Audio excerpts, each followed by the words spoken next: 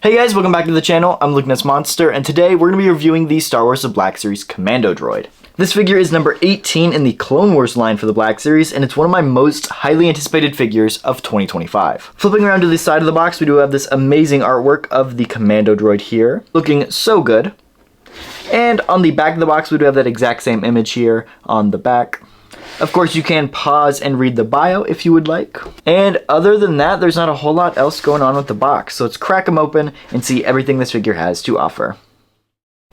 Alrighty, so we have the Commando Droid out of the box. I gotta say, I have pretty mixed feelings with this guy, pulling him out. I think he looks amazing, and I think he's gonna be a huge upgrade compared to some of the previous battle droids we have in the line. Those figures suffer from just horrible articulation, meaning you can't get them to stand up correctly, and they just want to tip over. This Commando Droid definitely fixes that problem, but he is not quite as articulated as I would like him to be. But let's go ahead, get him off the spinny stand, and take a full look at everything this figure has to offer. First up, we're going to kind of look at the paint apps here. He does have quite a bit of paint apps, a lot of this kind of brown-orange color along the joints of the figure, and I think that really puts a lot of contrast on the figure, and I really like the look that it gives. But there's a lot of subtle weathering with this guy, which I really like. A lot of this silver brushing on kind of corners and edges just adds this sense of realism and weathering to this figure, which I think turned out amazing. It's one of those things that I wasn't really expecting them to include, and I think it turned out great, and I'm really happy that they did. This figure does come with the standard droid blaster, nothing special going on there, as well as the vibro sword. Now this thing is molded in this kind of like metallic plastic, but this thing has no paint on it at all, and it is just kind of sucks because of that. You know, it's going to get by and it's going to look good if you pose them, but they really could have added just some paint and some contrast to this thing, and instead it's all just this one kind of solid pearly color of plastic. I think it doesn't look great. There is a little peg here in the sword as well as in the back of this figure though, so you can peg it together and you can have it on his back if you would like, and I think this is how I'd probably end up displaying mine. And I gotta say, looking at this figure, just the fact that I can set him down on the table here and he stands up no problem is a win for this guy. That was gonna be the biggest problem, is if he couldn't stand up, it would have just been an automatic failure of a figure. Hasbro definitely listened to the community. They found a way to make this guy actually stand up, and that is just a huge win. Now we are going to go over articulation, and I will just say the articulation's a little strange on this guy. There are some weird pieces that I wasn't quite expecting. He does have a ball joint here where the head connects to the neck, so ball joint of motion there, as you can see. Then there is a hinge where the bottom of the neck meets the chest, so it can hinge up and down. Then there's also a very tight swivel here at the neck, so if you grab it, it can swivel. It's very tight though, so. Now this is where it definitely gets interesting with the shoulders, because the shoulders itself are just on this huge kind of ball joint. And so they can go all the way around here in the shoulders. And I really like how these shoulders turned out. I was not expecting him to put this large ball joint in, but I think that's great, and it's a great way to get that kind of butterfly motion into this figure where you're not really going to be able to fit butterflies. And then there is a hinge here where the arm meets the ball joint on the middle, so because of that, it can obviously go up. And that's where the articulation gets just a little weird, because if you don't adjust the hinge compared to the ball joint, his shoulders can sit really low and sag, or they can just be way too high up. And so that's one thing that's just weird with this figure, is you have to make sure you line up the ball joints so that they sit right on the figure. Looking at the elbows here, he does have a swivel here before the elbow joint and a swivel after the elbow joint, so lots of swivels here on the arm. Of course, the elbow can get to 90 degrees, which is great.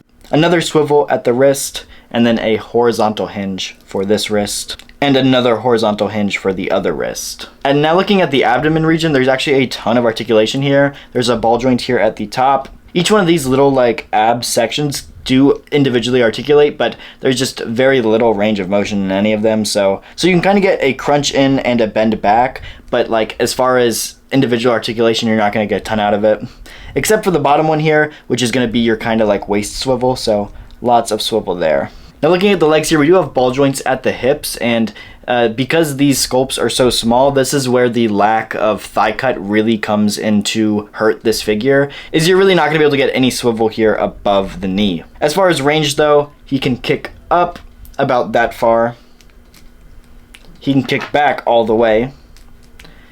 As far as the splits goes, get about that far, not quite as much as we would like, but it's okay. Looking at the knee, he can get to 90 degrees. There is a swivel at the top of the knee, but not the bottom of the knee. And then there's your standard pivots and rockers at the ankles. So definitely a vast improvement compared to the normal battle droid. And just seeing this figure here, we need a brand new sculpt of that standard battle droid. And that's just to meet the basic expectation of BlackSeries articulation nowadays. He can hold the sword. It's a little loose in his hand, and so you do have to adjust it kind of just right so it fits in his hand nicely, but he can get that sword into a nice kind of swinging motion here, and it looks pretty good. Here's a pretty good sword swinging pose. Looks great. First up for comparisons, we have the standard B1 battle droid on the right, and we have the Magna Guard on the left. And I think this droid fits in perfect. He is another one of these Separatist reinforcements. He is just another Separatist droid, and so it's really great to continue to expand the Separatist army. And he's just definitely felt like one of those figures that has been left out of the BlackSeries for quite some time now, so it's really great to get these three together.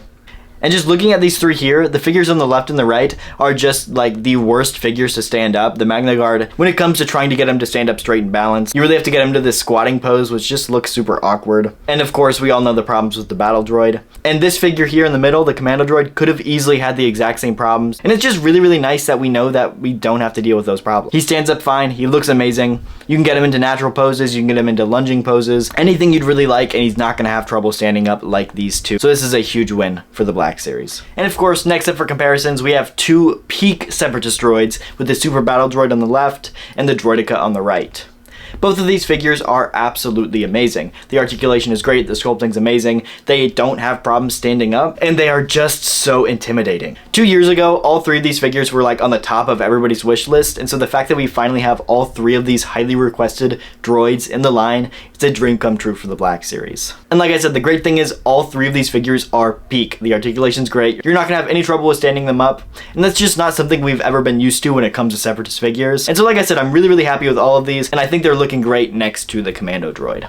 So overall, I had some mixed feelings going into this figure, but after just an in-depth review, I really, really like this guy. He's impressed me. The articulation is amazing. He doesn't have any balance problems or any problems standing up, which is something I was so worried about when I just got this figure opened. But really, he blew my expectations out of the water, and they were some high expectations to meet. Overall, this is one of my favorite figure releases of the year, and I'm so happy with how it turned out. I genuinely don't think it could have come out any better.